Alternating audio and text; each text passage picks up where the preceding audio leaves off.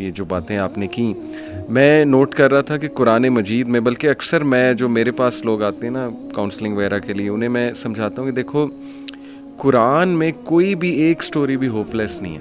سبحان اللہ. دنیاوی نتائج کے حوالے سے بھی، ایک تو ہے نا اخروی نتائج کے حوالے سے تو ہوپ لیسنس ہو ہی نہیں سکتی مومن کو، دنیاوی نتائج کے حوالے سے ہوپ لیسنس نہیں ہے. آپ دیکھیں حضرت یعقوب علیہ السلام، ان کا غم اس لیول کا تھا کہ اتنا روئے کہ اندھے ہو گئے، لیکن ایٹ دی اینڈ بیٹا بھی واپس ملا، بادشاہ بن کے واپس ملا، اور بینائی بھی واپس آئی.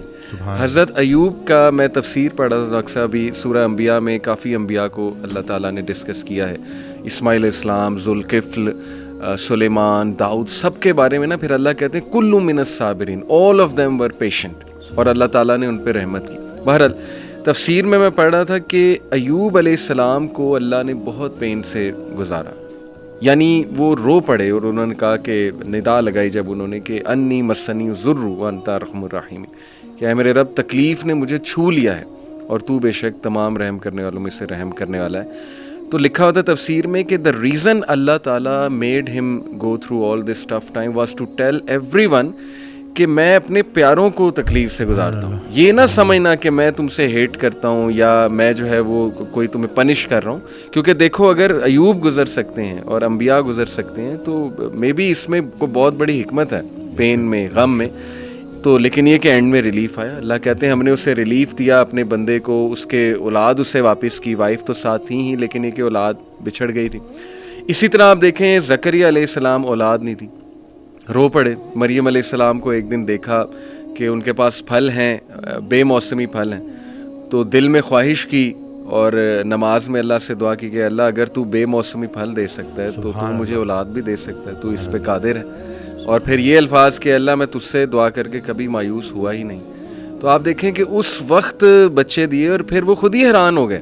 یعنی آپ انسان کی حالت دیکھیں، پہلے خود ہی دعا کی، پھر جب اللہ تعالیٰ نے بچہ دے دیا تو حیران ہو گئے، کہتے اے رب مجھے کیسے ہو سکتا ہے.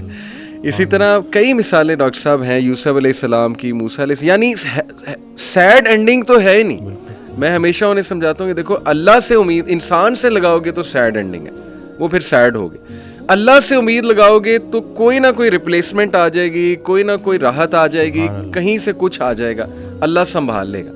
قائم ذات سے محبت کرو تم بھی قائم کر دیے جاؤ. اللہ قائم ذات سے محبت کرنی ہے. اور باقی اکثر میرے پاس بھی آتے ہیں تو کہتے ہیں آپ موت سے، کیونکہ موت ہر کسی ڈر تو لگتا ہے نا کہ کسی ہم لوگوں کا تو کانسیپٹ اس طرح سے، تو کہتے تو کیا مطلب بس موت کا. میں نے کہا نہیں، زندگی کا شکر ادا کرنا ہے، موت کا انتظار کرنا ہے. اللہ زندگی کا شکر ادا کرنا ہے، موت کا انتظار کرنا ہے کہ لائف گزارنی ہے، اور لیکن اس کے ساتھ کچھ زیادہ پکا پلان نہیں بنانا یہاں کا. پہلے یہ سوال یہ سوچو کہ اللہ نے بھیجا کیوں، صحیح بات، اور پھر سوچے کہ واپس کیوں بلا رہے ہیں. تو کچھ تو لے کے جانا ہے نا ساتھ، تو اب جو لے کے جانا ہے اس کے بارے میں سوچو.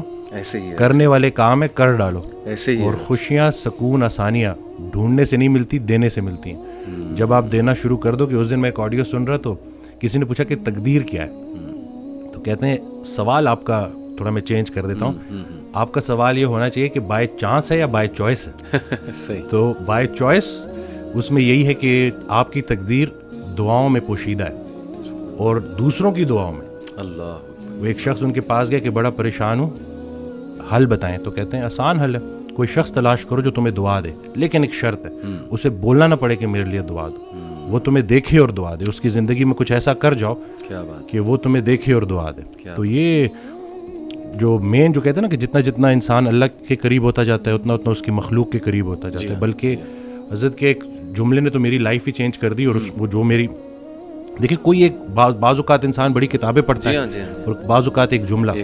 اب یہ جملہ آپ دیکھیں کہ وہ عابد عبادت کرنے والا ڈاکٹر جو اپنے مریض کے لیے مخلص نہیں، اس کی عبادت اسے کوئی نفع نہیں پہنچائے گی. اب یہ اتنا ہو کہ میں اگر صرف اور صرف کیونکہ مجھ سے تو اللہ میرے مرتبے کا پوچھے گا کہ پورے پاکستان میں چند لوگ تھے جن کو ڈاکٹر بنایا، اللہ نہیں بنایا نا. اور پھر اس کے بعد کیوں بنایا؟ کہ تم نافع علم حاصل کر رہے تھے جس سے مخلوق کا نفع ہو. اب یہ بتاؤ کہ کتنے لوگوں کا نفع ہوا.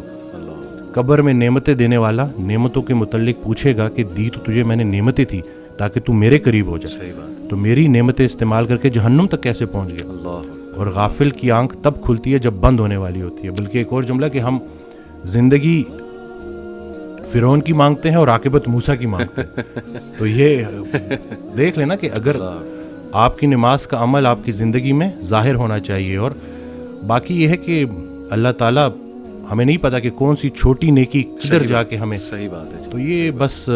और दूसरा है कि जो माशाल्लाह आप काम कर रहे हैं बच्चों को लेके कि क्यों गुनाह ख़तरनाक है रूह के लिए जी, तो हम रूह और जिस्म की कॉम्बिनेशन है। सही बात। आज का डॉक्टर इसलिए पूरा कामयाब नहीं है क्योंकि वो सिर्फ जिस्म को फोकस कर रहा है। जबरदस्त। रूह पहले बीमार होती है, जिस्म उसको फॉलो करता है। मैं एक किताब लिखने की कोशिश कर रहा हूँ, तो उसमें मैंने एक जगह लिखा कि जब हम रोज़ा रखते हैं तो पुराना बिलीफ यही था, जितने भी मुस्लिम जो हकीम थे, जो बड़े बड़े डॉक्टर्स थे, उनका ये बिलीफ था कि रूह पहले बीमार होती है, सही, जिस्म उसको फॉलो करता है। तो जब हम रोज़ा रखते हैं, खा तो कुछ भी नहीं रहे, बिल्कुल, लेकिन रूह स्ट्रांग होनी शुरू होती है और फिर जिस्म उसको फॉलो करता है। क्या बात है। अभी रिसर्च है, 3 दिन का फाका, ठीक है ना, 3 दिन अगर आपने फास्टिंग की है प्रोलॉन्ग्ड, सही, और उसके बाद अगर आप मील लेते हैं तो आपकी बॉडी के अंदर स्टेम सेल मोबिलाइजेशन होती है। अच्छा। और जितने पुराने खुलिए हैं उनको नए सिरे से बॉडी बनाती है दोबारा से। ये स्टेम सेल मोबिलाइजेशन फास्टिंग के जरिए। जबरदस्त। और टॉफेजी 2016 या 17 का नोबेल प्राइज विन कर चुका है बंदा। तो कुछ भी नया नहीं है, बस वही पुरानी के जितना खुराक ज़रूरी है उससे खुराक से दूर रहना ज़रूरी है। और ख्याल भी एक खुराक है, सिर्फ रिस्क खाना पीना तो नहीं है। बिल्कुल सही। तो अब आप देखें कि आप अपने आप को किन ख्यालात से फीड कर रहे हैं। मनफी मनफी मनफी, वो थॉट्स बिकम थिंग्स। ये जब आपकी सोच इतनी नेगेटिव हो जाए ना, तो फिर वो जिस्मानी शक्ल इख्तियार करती है। और गुनाहों के असरार डॉक्टर साहब, इस पे तो जितनी बात की जाए कम है। लिटरली आपके सेल्स पे इफेक्ट होते हैं जाके। मेरा तो ये बिलीफ है गुनाहों के, बिल्कुल बिल्कुल, नाफरमानी के। और आजकल जिस तरह के गुनाह अल्लाह माफ़ करे आ गए हैं, जो दिखाया जा रहा है स्क्रीन पे, पूरी एक इंडस्ट्री खड़ी हो गई, उसको ग्लैमराइज कर दिया, इंस्टीट्यूशनलाइज कर दिया।